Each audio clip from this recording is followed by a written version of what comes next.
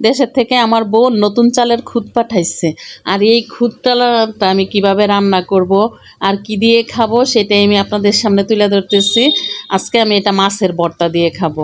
তো প্রথমেই আমি খুদ ডালাটা কিভাবে রান্না করতেছি দেখেন। প্রথম একটা হাঁড়ি বসাই দিছি, একদম সহজ পদ্ধতিতে আজকে রান্না করব। পরিমাণ মতো পানি দিয়ে দিলাম, একটু তেজপাতা, পেঁয়াজ, লবণ, পরিমাণ মতো একটু তেল, আর এখানে কয়েকটা মরিচ একটু ভেঙে দিয়ে দিতেছি। তো একদম সহজভাবে একটা খুদ ডালা রান্না করতেছি। আর মাছের ভর্তা কিভাবে বানাবো আমি মাছের ভর্তাটাও দেখাবো। আগে খুদ ডালাটা একটু বসাই নেই, তারপরে মাছের ভর্তাটা দেখাবো। ঢেকে দিলাম পানিটা বলক ওঠার জন্য। পানিটা বলক ওঠার পরে আমি খুদগুলা দিয়ে দিলাম, একটু নেড়ে চেড়ে আবারও ডেকে দিলাম। এটা হইতে থাকে এদিকে খুদ ডালা, আমি এদিকে মাছের ভর্তাটা বানাইতেছি। তাই মাছটাকে একটু হলুদ লবণ দিয়ে মেখে ভেজে নিচ্ছি, সুন্দরভাবে লাল লাল করে ভেজে নিচ্ছি, দেখতেই পাইতেছেন। আর এখানে মাছের পেটের টুকরাগুলো নিচ্ছি আমি, যে মাছের পেটের টুকরাতে কাটা কম থাকে, বাছতেও সুবিধা হয়। আর মাছের পেটের টুকরা দিয়ে ভর্তাটা বানাইলে খেতেও মজা হয়। তো মাছের কাটাগুলা বেছে আমি মাছটাকে একটু ব্লেন্ড করে নিব।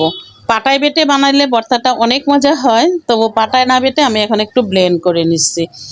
এখন আমি নতুন পেঁয়াজ দিয়ে ভর্তা খাইতেও মজা লাগে। আমি দেখেন কিভাবে ভর্তাটা বানাইতেছি। আসসালামু আলাইকুম, আশা করি সবাই ভালো আছেন।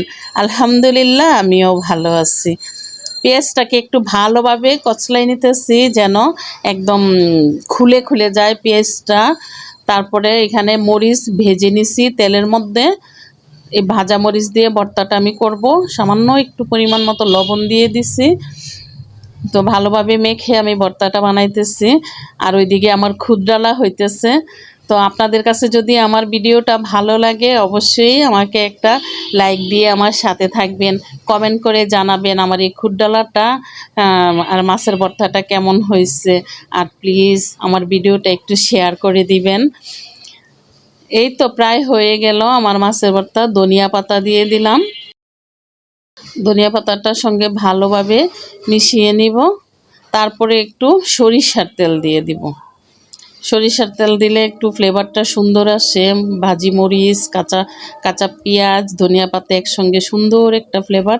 এই তো হয়ে গেল আমার ভর্তা রেডি। এদিকে খুদ ডালাটাও হয়ে গেছে, একদম সুন্দর ঝরঝরা একটা খুদ ডালা হয়েছে দেখেন।